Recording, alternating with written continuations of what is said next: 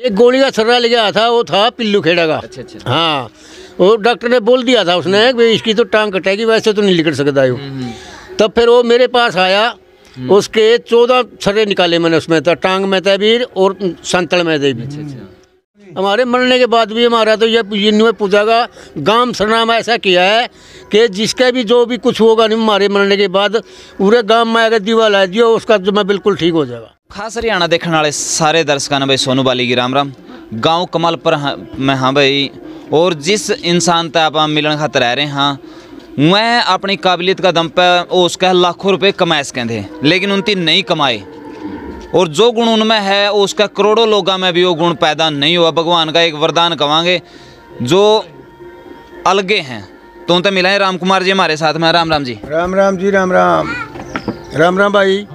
तो मैं सबसे पहले रामकर जी आपसे यही पूछना चाहूँ कि आपने कद लग गया कि आपने यू काम करना चाहिए और यू गुण आप में कुकर पैदा हुआ?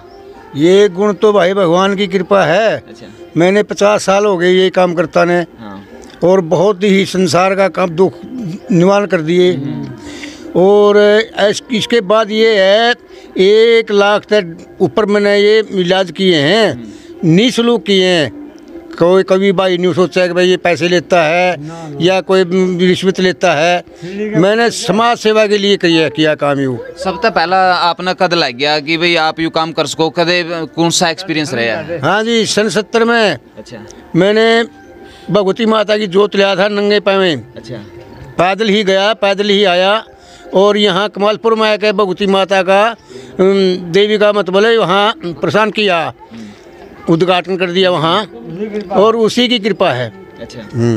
तो मैं आपको बताना चाहूँगा, सिर्फ एक ब्लेड और सुई शायद आप इस्तेमाल करो। ब्लेड और सुई का उस पर चाहे कोई कांच है या फिर किसी राय कांडा है, कुछ भी है, तो कदे मन में न्यू नहीं आई जी पीछे कमाने चाहिए, क्योंकि आप लाखों रुपए कमा सको थे। क्योंकि इस डॉक्टरी आजकल धंधा बन गया है जी, आप खुद जानो हो कि डॉक्टर का घर जंदे उड़ाना जो जी, आप उड़ाना जो डॉक्टर का घर जाते आप जब जावा है नहीं, वो जदे पर्ची काटा है 150 की 200 की, उसके बाद में वो मनमानी फीस ले है। आपका मन में न्यू नहीं आएगी तू भी बड़ा कोठी बंगला बना ले कुछ इस तरह? नहीं भाई साहब, मैंने तो सन 75 में ब्रिजपाल गुप्ता जींद वाले डॉक्टर थे जो बड़े, वे मेरे को हॉस्पिटल में ले जाए थे और 5000 रुपये महीना मेरे को देवे थे। मैंने उनके इनकार दिया 5000 से। उस टाइम में थानेदार की भी नौकरी नहीं थी 5000 की।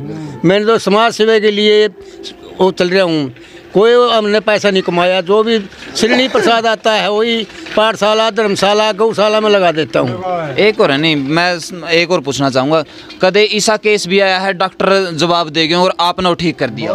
डॉक्टर ने बिगड़े केस काफ़ी किए मैंने। जो एक केस तो जो ब्रिजपाल गुप्ता का था, जो सुई निकली थी जांग में तो लड़की गए। अच्छा, वो थोड़ी घटना बता दो कि कुछ हो गई थी।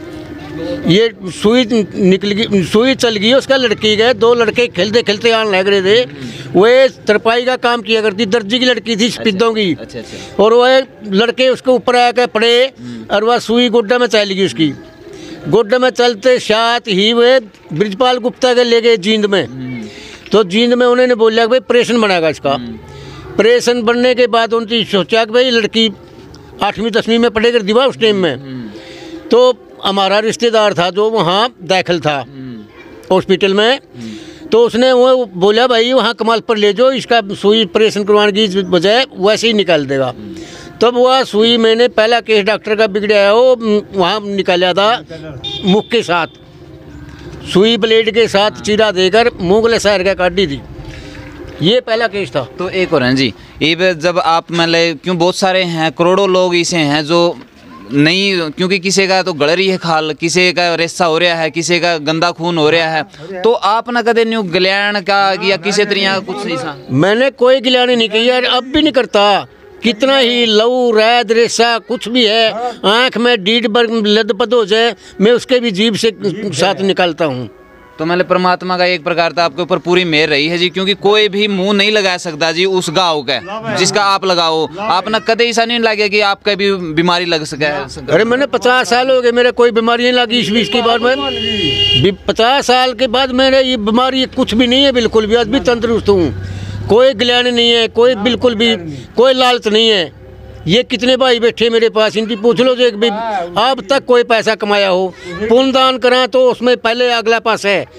गाँव में गौशाला का 1.5 लाख रुपया लग गया, मैंने ये 70 द्वार किया।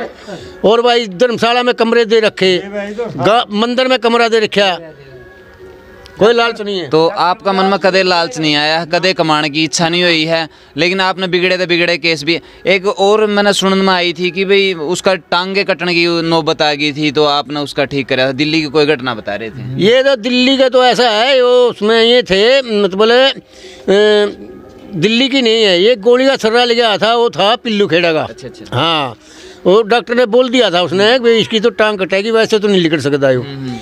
तब फिर वो मेरे पास आया, उसके 14 सर्रे निकाले मैंने उसमें, तो टांग में तहबीर और संतल में तहबीर।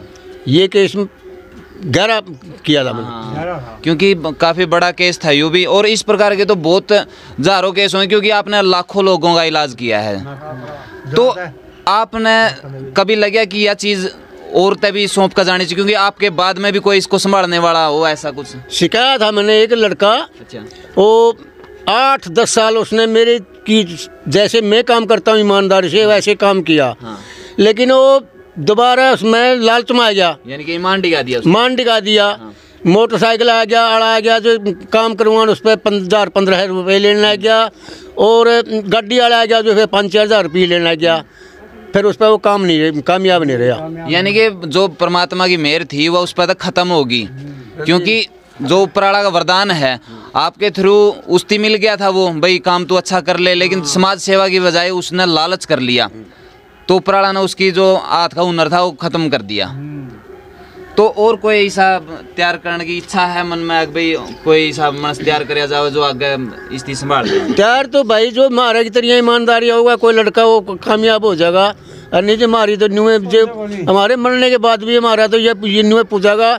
गांव सरनामा ऐसा किया है कि जिसका भी जो भी कुछ होगा नहीं हमारे मरने के बाद पूरे गांव में अगर दीवार ला दियो उसका जो मैं बिल्कुल ठीक हो जाएगा। क्या बात है जी। तो आपने तो गांव ते यूँ एक प्रकार का वरदान ने दे दिया।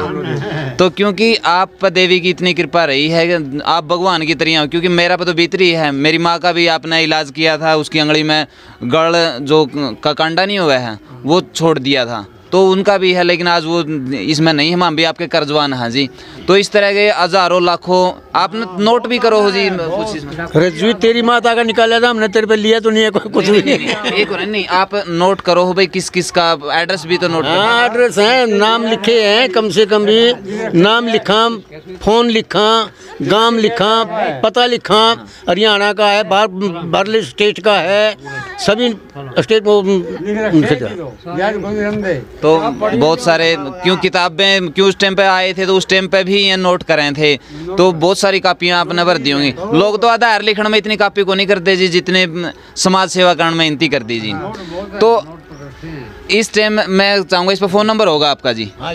एक मैं कहूँगा इस पर एक बार दिखा दो भाई, वैद्य जी यहाँ का ये फ़ोन नंबर है भाई, किसे क्योंकि जब तक ये हैं जब तक तो आप इनका फ़ोन मिला सको और अपना इलाज भी करवा सको, जिसमें एक बार कोई भी आँख में कुछ बढ़ रहा है या फिर कंडा लग रहा है, कुछ भी शीशा वगैरह कुछ भी है, तो आप एक बार संपर्क जरूर कर लियो। डॉक्टर का जानता पहला एक बार इनते मिल लियो, उसका है इलाज हो जाए, क्योंकि आज लग तो ऐसा कोई सुनने में आया नहीं है वैद्य जी जो आए हो और उसका नहीं इलाज होया हो, क्योंकि इन जैसे लोगों की ख्याति विश्व में फैला नहीं तो उतना ही कम है यार, जितनी ज़्यादा फैला उतना ही अच्छा है। मैं चाहूँगा आप इस वीडियो की ज़्यादा से ज़्यादा शेयर करो और इनका बारे में दुनिया तय भी ज़्यादा, क्योंकि इस वीडियो तो देखने का आपको फायदा होया होगा, नुकसान को नहीं होया। तो अपने जो बुजुर्ग हैं इनकी जो संस्कृति इनके जो गुण हैं आज भी मेले हैं, लेकिन बाद में पता नहीं कैसा तो होगा संसार कैसा नहीं होगा। आजकल तो लूट चल रही है, किसी भी अस्पताल में जो BP चेक कराने जाओगे तो पहला नहीं होगा 150 की पर्ची काट दो, तो इस तरह का हो रहा है, लूट धंधा बना दिया है। वही वैद्य जी ने बताया है कि भाई एक चेला बनाया था लेकिन लालच में आ गया, जरा लालच है भाई ओढ़ा तो हुनर खत्म हो ही जावा है। जब तक ईमानदारी है आपके अंदर परमात्मा भी पूरी मेहर रखेगा और गुरु जी का तो है आशीर्वाद। मैं चाहूँगा इस वीडियो की ज़्यादा से ज़्यादा शेयर कर दियो और अपने विचार नीचे कमेंट बॉक्स में लिख दियो। मिला हाँ अगली वीडियो में, तब तक के लिए सारे भाइयों ने जय हिंद, वंदे मातरम।